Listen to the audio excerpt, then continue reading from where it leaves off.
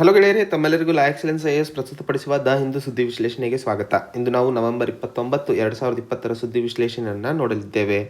ಇದರ ಮೊದಲನೇ article, decentralised waste water treatment system developed. ಈ ಆರ್ಟಿಕಲ್ನಲ್ಲಿ ನಾವು ವೇಸ್ಟ್ ವಾಟರಿಂದ ಹೇಗೆ ಟ್ರೀಟ್ಮೆಂಟ್ ಮಾಡಿಬಿಟ್ಟು ಫ್ರೆಶ್ ವಾಟರ್ ಸೋರ್ಸ್ಗಳ ಮೇಲೆ ಅಥವಾ ಏನು ಡೈರೆಕ್ಟ್ ಸೋರ್ಸಸ್ಗಳ ಮೇಲೆ ನಾವು ನೀರಿನ ಮೇಲೆ ಡಿಪೆಂಡ್ ಆಗ್ತೀವೋ ಅದನ್ನು ಡಿಪೆಂಡೆನ್ಸಿನ ಕಡಿಮೆ ಮಾಡಿ ಎಲ್ಲಿ ಬರಗಾಲದ ಪ್ರದೇಶಗಳು ಇದ್ದಾವೋ ಅಲ್ಲಿ ಈ ಸಿಸ್ಟಮು ಬಹಳ ಉಪಕಾರಿಯಾಗಲಿದೆ ಅಂತ ಹೇಳಿ Indian institute of science and technology ಬೆಂಗಳೂರಿನಲ್ಲಿ ಇರುವಂತಹ centre for sustainable technology develop ಮಾಡಿರುವಂತಹ ಈ ಒಂದು ಸಿಸ್ಟಮನ್ನು ಅರ್ಥೈಸಿಕೊಳ್ಳಬೇಕಾಗಿರುವಂಥದ್ದು. ಈ ವಿಷಯ ನಮಗೆ ಎನ್ವೈರ್ಮೆಂಟಿಗೆ ಸಂಬಂಧಿಸಿದಂತೆ ಅಥವಾ ವಾಟರ್ ಯೂಸ್ ಮ್ಯಾನೇಜ್ಮೆಂಟ್ನ ಬಗ್ಗೆ ಯಾವುದೇ ಪ್ರಶ್ನೆಗಳು ಮೇನ್ಸಲ್ಲಿ ಆಗಿರ್ಬೋದು ಅಥವಾ ಎಸ್ಸೆಗಳಲ್ಲಿ ಮುಖ್ಯವಾಗಿ ಉಪಯೋಗಿಸ್ಕೊಳ್ಳುವಂತಹ ವಿಚಾರ ಇದು. ಸೊ ತಾವು ಇದನ್ನು ನೋಟ್ ಮಾಡ್ಕೋಬೇಕು ಎಲ್ಲಾದರೂ ಎಸ್ಸೆಯಲ್ಲಿ ಮತ್ತು ಬರುವಂತಹ ಎನ್ವೈರ್ಮೆಂಟಿಗೆ ಸಂಬಂಧಿಸಿದಂಥ ಪ್ರಶ್ನೆಗಳನ್ನು ಸಾಲ್ವ್ ಮಾಡಲು. ಸೊ ಇಲ್ಲಿ ಡಿಸೆಂಟ್ರಲೈಸ್ಡ್ ವೇಸ್ಟ್ ವಾಟರ್ ಟ್ರೀಟ್ಮೆಂಟನ್ನು ಪ್ರತ್ಯಕ್ಷವಾಗಿ ಪರೀಕ್ಷೆ ಮಾಡಿರುವಂಥದ್ದು ಚಾಮರಾಜನಗರ ಜಿಲ್ಲೆಯಲ್ಲಿ ಒಂದು ಶಾಲೆ ಆಗಿರುವಂಥದ್ದು. ಆ ಶಾಲೆಯಲ್ಲಿ ಈ ವೇಸ್ಟ್ ವಾಟರ್ ಟ್ರೀಟ್ಮೆಂಟನ್ನು ಸಕ್ಸಸ್ಫುಲ್ಲಾಗಿ ಟ್ರೀಟ್ ಮಾಡಿದ್ದು ಫ್ರೆಶ್ ವಾಟರ್ ಸೋರ್ಸ್ಗಳ ಮೇಲೆ ಡೆಪೆಂಡೆನ್ಸಿಯನ್ನು ಕಡಿಮೆ ಮಾಡುವಂತಹ ನಿಟ್ಟಿನಲ್ಲಿ ಇದನ್ನು ಮಾಡಿರುವಂಥದ್ದು. ಈ ಆರ್ಟಿಕಲ್ನಲ್ಲಿ ಮುಖ್ಯವಾಗಿ ಒಂದು ಪದವನ್ನು ಉಪಯೋಗಿಸಲಾಗಿದೆ, ಗ್ರೇ ವಾಟರ್ ಅಂದರೆ ಏನು ಅಂತ ಹೇಳಿ. ಸೊ ಗ್ರೇ ವಾಟರ್ ಅಂತಂದರೆ ಯಾರು ಮನೆಯಲ್ಲಿ ಉಪಯೋಗಿಸುವಂತಹ ನೀರು ಏನು ಜನರೇಟ್ ಆಗುತ್ತದೆ ಉಪಯೋಗವಾದ ನಂತರ ಅಥವಾ ಆಫೀಸ್ ಬಿಲ್ಡಿಂಗ್ಗಳಲ್ಲಿ ಅಥವಾ ಟಾಯ್ಲೆಟ್ಸ್ಗಳಲ್ಲಿ ಉಪಯೋಗಿಸುವಂತಹ ನೀರು, ಆ ನೀರು ಹೊರಬಂದ ನಂತರ ಅದನ್ನು ಗ್ರೇ ವಾಟರ್ ಅಂತ ಕರಿತೀವಿ. ಈ ಗ್ರೇ ವಾಟರನ್ನು ಡಿಸೆಂಟ್ರಲೈಸ್ಡ್ ವೇಸ್ಟ್ ವಾಟರ್ ಟ್ರೀಟ್ಮೆಂಟಿಗೆ ಒಳಪಡಿಸಿ ಅದನ್ನು ಸೆಕೆಂಡರಿ ಯೂಸಿಗೆ ಅಂದರೆ ಕುಡಿಯೋಕ್ಕಲ್ಲದೆ ಬಟ್ಟೆ ತೊಳೆಯೋಕ್ಕಾಗಿರ್ಬೋದು ಅಥವಾ ಕ್ಲೀನಿಂಗಿಗೆ ಆ ನೀರನ್ನು ಉಪಯೋಗಿಸಬಹುದು ಅಥವಾ ಉಪಯೋಗಿಸುವ ಮಟ್ಟಕ್ಕೆ ಈ ಒಂದು ಟ್ರೀಟ್ಮೆಂಟಿನ ಅಡಿಯಲ್ಲಿ ತರಲಾಗುತ್ತದೆ. ಸೊ ಅದರಲ್ಲಿ ಇರುವಂತಹ ಒಂದಿಷ್ಟು ಟರ್ಮಿನಾಲಜೀಸ್ಗಳು, ಉದಾಹರಣೆಗೆ ರಿಮೂವಲ್ ಎಫಿಷಿಯನ್ಸಿ ಆಫ್ ಟರ್ಬಿಡಿಟಿ ಅಂದರೆ ಆ ನೀರಿನಲ್ಲಿ ಇರುವಂತಹ pH ಬದಲಾವಣೆ, pH ವ್ಯಾಲ್ಯೂ ಬದಲಾವಣೆಯಲ್ಲಿ ನಮಗೆಲ್ಲ ಗೊತ್ತಿರೋ ಹಾಗೆ 7ರ ಮೇಲೆ ಇದ್ದರೆ ಬೇಸಿಕ್, 7ರ ಕೆಳಗಡೆ ಇದ್ದರೆ ಅಸಿಡಿಕ್. ಸೊ ವಾಟರ್ನ ಈ ಒಂದು pHನ ವೇರಿ ಮಾಡೋದು ಈ ಒಂದು removal efficiency of turbidity.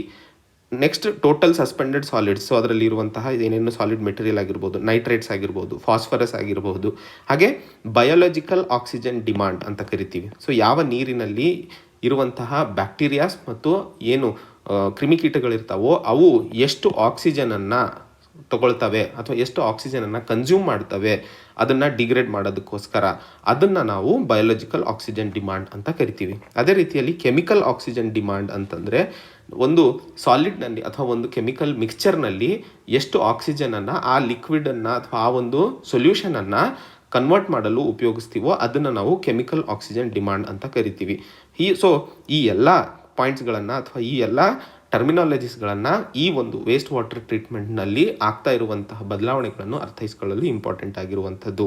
So ಇದರಿಂದಾಗಿ ಸರಿಸುಮಾರು ಪ್ರತಿ ವರ್ಷಕ್ಕೆ 1,80,000 ಲೀಟರಷ್ಟು ನೀರನ್ನು ಉಳಿಸಲು ಸಾಧ್ಯವಾಗಲಿದೆ. ಸೊ ಇದನ್ನು ಗ್ರಾಮೀಣ ಕ್ಷೇತ್ರಗಳಲ್ಲಿ ಮತ್ತು ಸಿಟೀಸ್ಗಳಲ್ಲಿ ಉಪಯೋಗಿಸಿದ್ದಲ್ಲಿ ಏನು ನೀರಿನ ಕೊರತೆ ಕಾಣ್ತಾ ಇದ್ದೀವಿ ಕೆಲವೊಂದು ಭಾಗಗಳಲ್ಲಿ, ಅಲ್ಲಿ ನೀರಿನ ಸಮಸ್ಯೆಯನ್ನು ಹೊಡೆದಾಡಲು ಇದು ಅನುಕೂಲವಾಗಲಿದೆ ಅನ್ನುವಂಥದ್ದನ್ನು ಅರ್ಥೈಸಿಕೊಳ್ಳಬೇಕಾಗಿರುವಂಥದ್ದು. ಮುಂದಿನ article, India to host SCO summit tomorrow. So Bharat Shanghai corporation ಆರ್ಗನೈಸೇಷನ್ನ ಸಮ್ಮಿಟನ್ನು ನವೆಂಬರ್ 30ರಂದು, ಅದು ಸೋಮವಾರ, ಭಾರತದಲ್ಲಿ ಅಥವಾ ಭಾರತ ಅದನ್ನು ಹೋಸ್ಟ್ ಮಾಡ್ತಾ ಇರುವಂತಹ ನಿಟ್ಟಿನಲ್ಲಿ ಈ ಆರ್ಟಿಕಲನ್ನು ಅರ್ಥೈಸಿಕೊಳ್ಳಬೇಕಾಗಿರುವಂಥದ್ದು. ಮೊದಲನೇದಾಗಿ ಶಾಂಘೈ ಕಾರ್ಪೊರೇಷನ್ ಆರ್ಗನೈಸೇಷನ್ ಅಂದ್ರೇನು ಅಥವಾ ಶಾಂಘೈ ಪ್ಯಾಕ್ಟ್ ಅಂದ್ರೇನು? ಇದೊಂದು ಯೂರೇಷಿಯನ್ ಪೊಲಿಟಿಕಲ್, ಎಕಾನಾಮಿಕ್ ಮತ್ತು ಸೆಕ್ಯೂರಿಟಿ ಅಲೈನ್ಸ್ ಆಗಿರುವಂಥದ್ದು.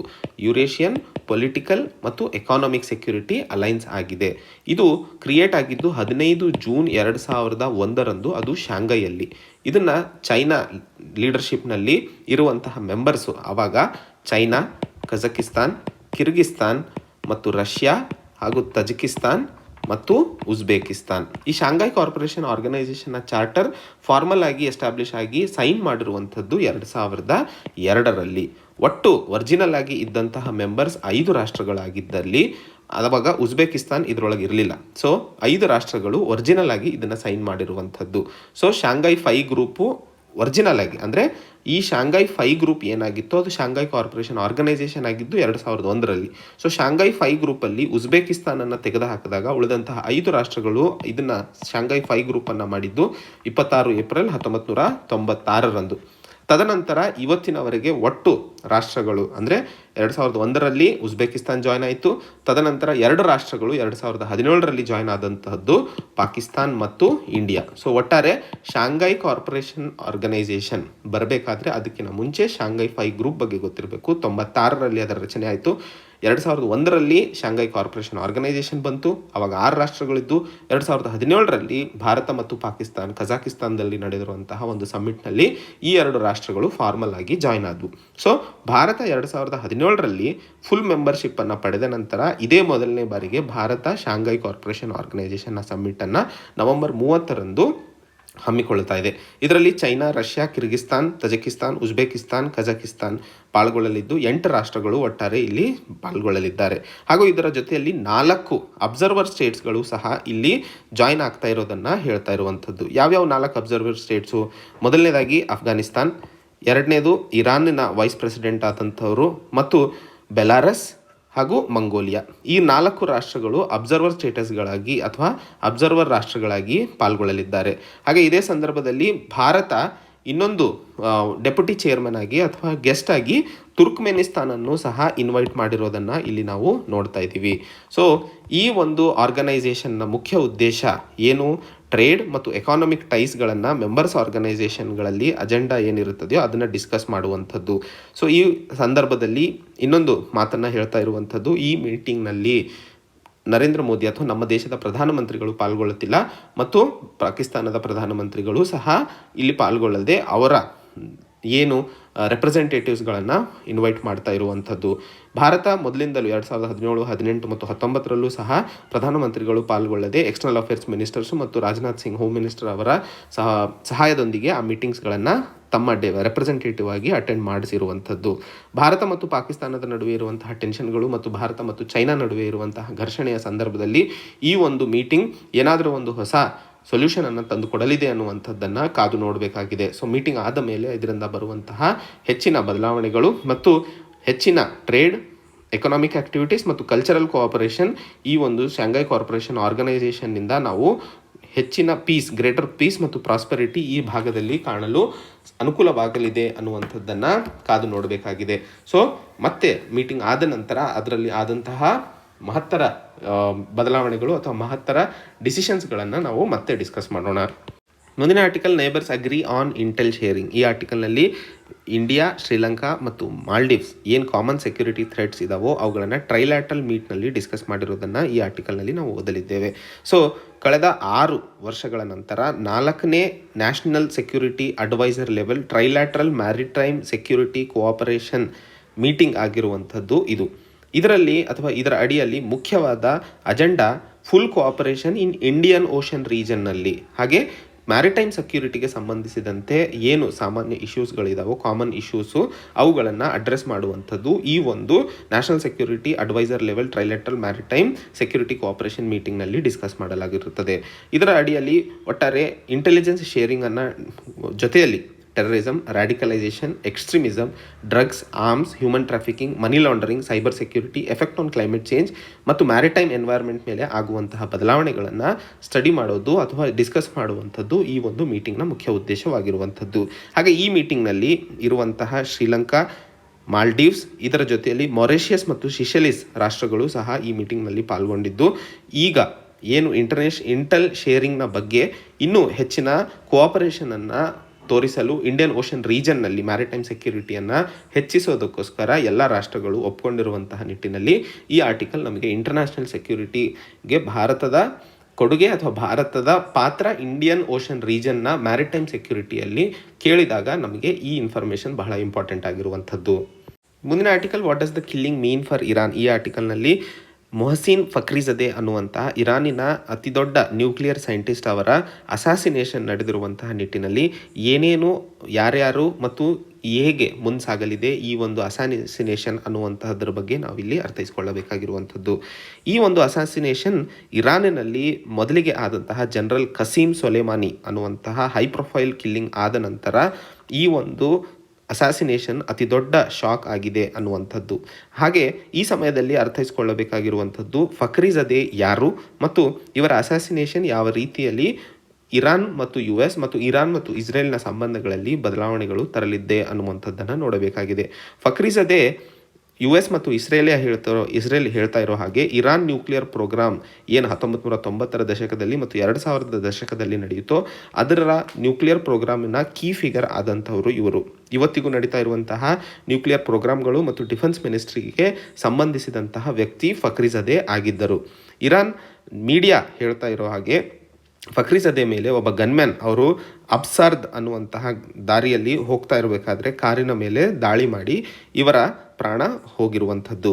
ಹಾಗೆ ಈ ಅಸಾಸಿನೇಷನ್ ಅಮೆರಿಕ ಮತ್ತು ಇರಾನ್ನ ನಡುವೆ, ಯಾಕಂದರೆ ಅಮೆರಿಕದಲ್ಲಿ ಆದಂತಹ ಪ್ರೆಸಿಡೆನ್ಷಿಯಲ್ ಎಲೆಕ್ಷನ್ನಿಂದಾಗಿ ಜೋ ಬಿಡೆನ್ ಹೊಸ ರಾಷ್ಟ್ರಪತಿಗಳಾಗಿ ಹೊರಹೊಮ್ಮಿದ್ದು ಇರಾನ್ ಮತ್ತು US ನಡುವೆ ಮತ್ತೆ ಟಾಕ್ಸ್ ಬರಲಿದೆ ಅಥವಾ ಮತ್ತೆ ಅದರ ಮೇಲೆ ಹಾಕಿದಂತಹ ಸ್ಯಾಂಕ್ಷನ್ಗಳು ಏನಾದರೂ ಮಾತುಕತೆಗೆ ಮುಂದಾಗಲಿರುವ ಸಂದರ್ಭದಲ್ಲಿ ಈ ಒಂದು ಅಸಾಸಿನೇಷನ್ ಬಹಳ ದೊಡ್ಡ ಹೊಡೆತ ಹೊಡೆಯಲಿದೆ ಅನ್ನುವಂಥದ್ದನ್ನು ಹೇಳ್ತಾ ಇರುವಂಥದ್ದು.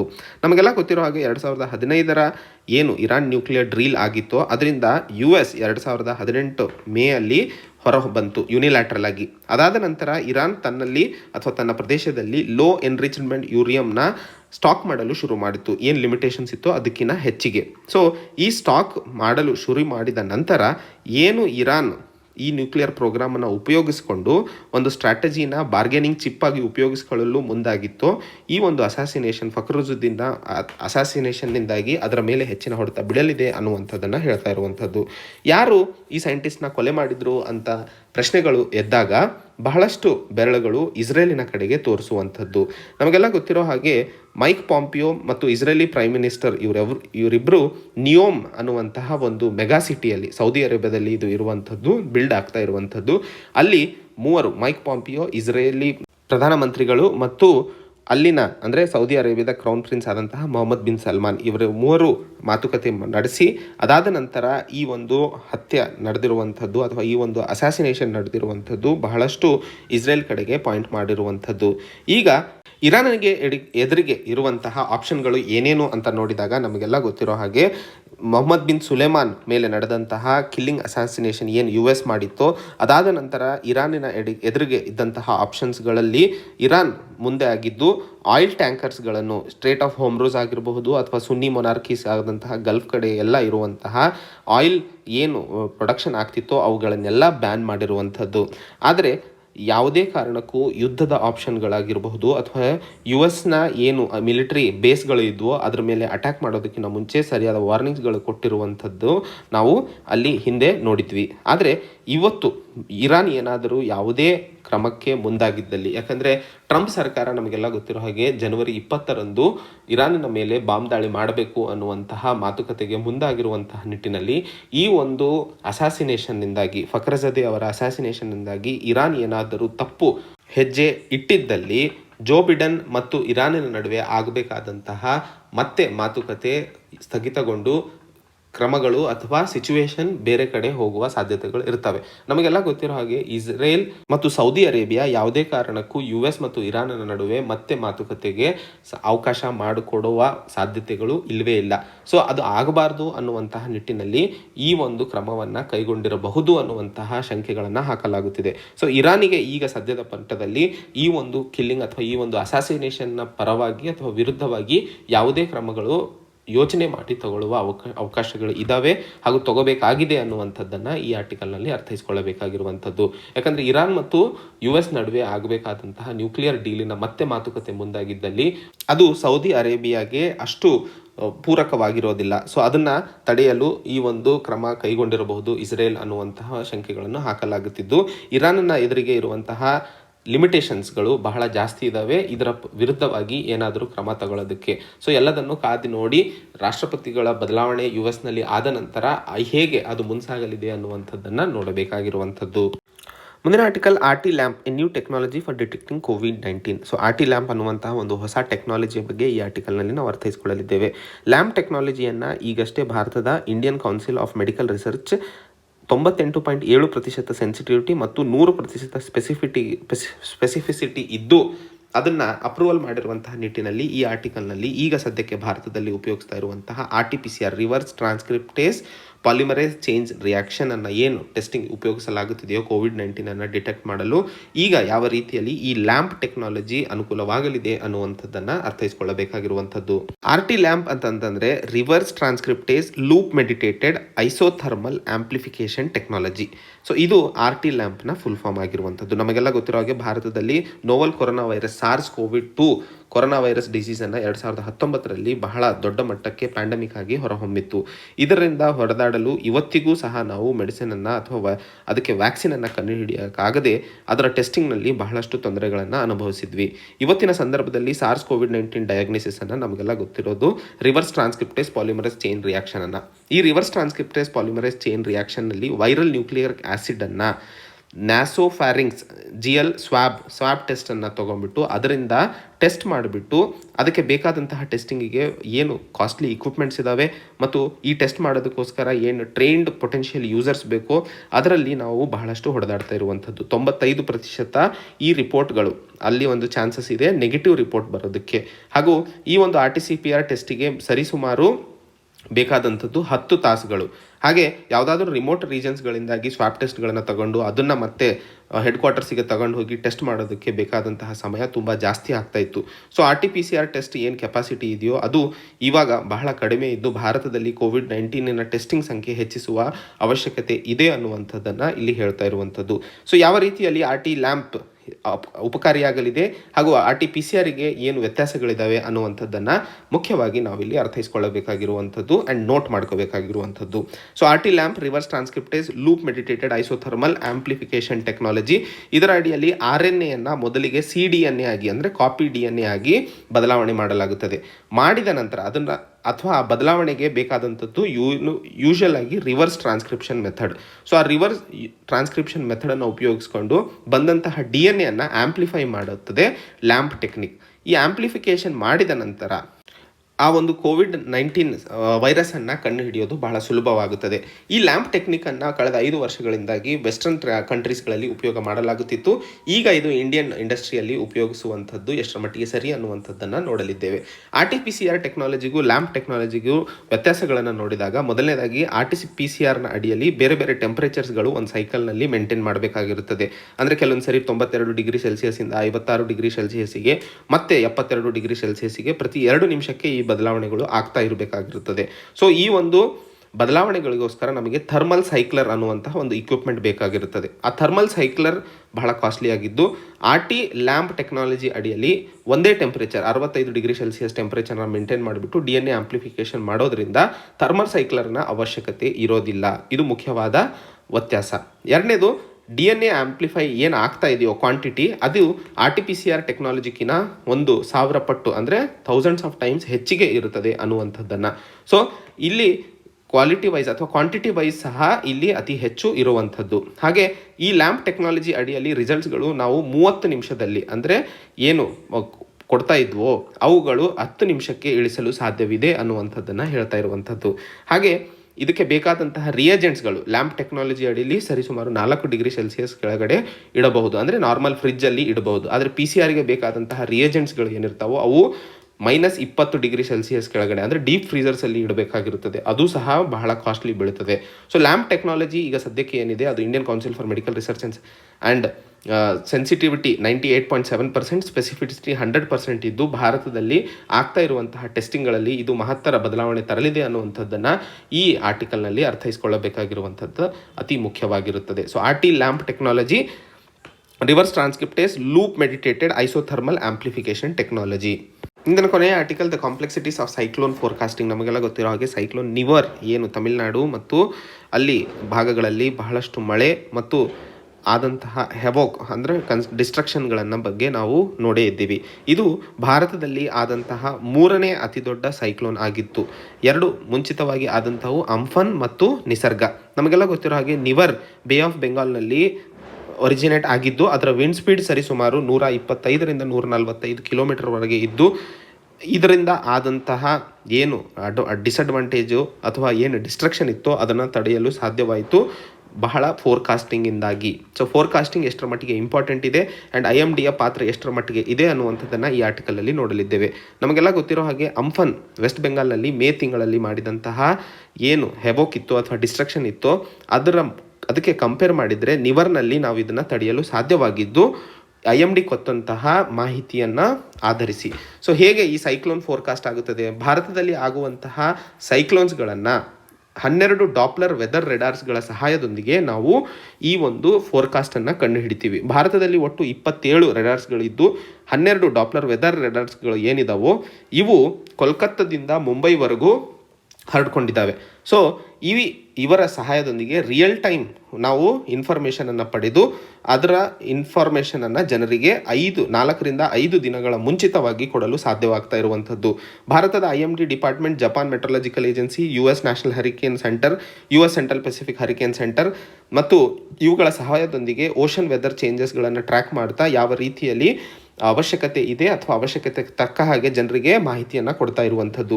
ನಿವರನ್ನು ಪ್ರೆಡಿಕ್ಟ್ ಮಾಡೋದು ಎಷ್ಟರ ಮಟ್ಟಿಗೆ ಕಷ್ಟ ಆಗಿತ್ತು ಅನ್ನುವಂಥದ್ದನ್ನು ನೋಡಿದಾಗ ನಿವರ್ 2ನೇ ಅತಿ ದೊಡ್ಡ ಟ್ರಾಪಿಕಲ್ ಸೈಕ್ಲೋನ್ ಭಾರತದಲ್ಲಿ ಬಂದಿರುವಂಥದ್ದು. ನಮಗೆಲ್ಲ ಗೊತ್ತಿರೋ ಹಾಗೆ ಇದಕ್ಕಿಂತ ಮುಂಚೆ ಸೈಕ್ಲೋನ್ ಗತಿ ಏನು ಅರೇಬಿಯನ್ ಸಿಯಲ್ಲಿ ಬಂದಿತ್ತು ಅದು ವೆರಿ ಸೈಕ್ಲೋನಿಕ್ ಸ್ಟ್ರೋಮ್ ಆಗಿ ಬದಲಾಗಲು ಶುರುವಾಗಿತ್ತು. IMD ಡಿಪಾರ್ಟ್ಮೆಂಟ್ 5 ಸ್ಟೇಜಸ್ಗಳಲ್ಲಿ ಸೈಕ್ಲೋನ್ಸ್ಗಳನ್ನು ಡಿವೈಡ್ ಮಾಡುತ್ತದೆ. ಮೊದಲನೇದು ಸೈಕ್ಲೋನಿಕ್ ಸ್ಟ್ರೋಮ್. ಇದರಲ್ಲಿ ವಿಂಡ್ ಸ್ಪೀಡ್ 62ರಿಂದ 87 ಕಿಲೋಮೀಟರ್ಗಳವರೆಗೂ ಇರುತ್ತದೆ. ಹಾಗೆ ಹೈಯೆಸ್ಟ್ ಇರುವಂಥದ್ದು ಸೂಪರ್ ಸೈಕ್ಲೋನಿಕ್ ಸ್ಟ್ರೋಮ್. ಅದರ ಸ್ಪೀಡ್ ಸರಿಸುಮಾರು 222 ಕಿಲೋಮೀಟರ್ವರೆಗೆ ಇರುವಂಥದ್ದು. ಸೊ ಮೊದಲಿಗೆ ಈ ಒಂದು ಸೈಕ್ಲೋನ್ ಗತಿಯನ್ನು ನಾರ್ಮಲ್ ಸ್ಟ್ರಾಮ್ ಆಗಿ ಕನ್ಸಿಡರ್ ಮಾಡಲಾಗಿತ್ತು, ಆದರೆ ಅದು ತದನಂತರ ಸೆವಿಯರ್ ಸೈಕ್ಲೋನಿಕ್ ಸ್ಟ್ರೋಮ್ ಆಗಿ ಬದಲಾಯಿತು. ಅದೇ ರೀತಿಯಲ್ಲಿ ಸೈಕ್ಲೋನ್ ನಿವರು ಸಹ ಒಂದು ನಾರ್ಮಲ್ ಸೈಕ್ಲೋನ್ ಅಂತ ಕನ್ಸಿಡರ್ ಮಾಡಿದ್ದು ತದನಂತರದಲ್ಲಿ ಸೂಪರ್ ಸೈಕ್ಲೋನ್ ಆಗಿ ಬದಲಾಗಲು ಶುರುವಾಯಿತು. ಏಪ್ರಿಲ್, ಜೂನ್, ಅಕ್ಟೋಬರ್, ಡಿಸೆಂಬರ್ ತಿಂಗಳಲ್ಲಿ ಭಾರತದ ಸೈಕ್ಲೋನ್ ಸೀಸನ್ ಅಂತಲೇ ಕರಿತೀವಿ. ಆಗುವಂತಹ ಮಾನ್ಸೂನ್ ಚೇಂಜಸ್ಗಳಿಂದಾಗಿ ಮತ್ತು ರಿಟ್ರೀಟಿಂಗ್ ಮತ್ತು ಮಾನ್ಸೂನ್ ಬರುವಂತಹ ಭಾರತದ ಕಾರಣಗಳಿಂದಾಗಿ ನಾವು ಹೆಚ್ಚಿನ ಸೈಕ್ಲೋನ್ಗಳನ್ನು ಕಾಣುತ್ತೇವೆ. ಬೇ ಆಫ್ ಬೆಂಗಾಲ್ನಲ್ಲಿ ಅರೇಬಿಯನ್ ಸೀಗಿಂತಲೂ 3 ಪಟ್ಟು ಸೈಕ್ಲೋನ್ಸ್ಗಳನ್ನು ನಾವು ಹೆಚ್ಚಿಗೆ ಕಾಣುವಂಥದ್ದು. ಮತ್ತು ಬೇ ಆಫ್ ಬೆಂಗಾಲ್ನಲ್ಲಿ ಬರುವಂತಹ ಸೈಕ್ಲೋನ್ಗಳು ನಾವು ಹೆಚ್ಚಿಗೆ ಪ್ರೆಡಿಕ್ಟ್ ಮಾಡಲು ಸಾಧ್ಯ ಯಾಕಾಗುತ್ತದೆ ಅನ್ನುವಂಥದ್ದನ್ನು ನೋಡಿದಾಗ ಬೇ ಆಫ್ ಬೆಂಗಾಲ್ ಅಂದರೆ ಈಸ್ಟರ್ನ್ ಕೋಸ್ಟ್ನಲ್ಲಿ ಹೆಚ್ಚು ರೆಡಾರ್ಸ್ಗಳಿದ್ದಾವೆ ವೆಸ್ಟರ್ನ್ ಕೋಸ್ಟ್ಗೆ ಕಂಪೇರ್ ಮಾಡಿದರೆ.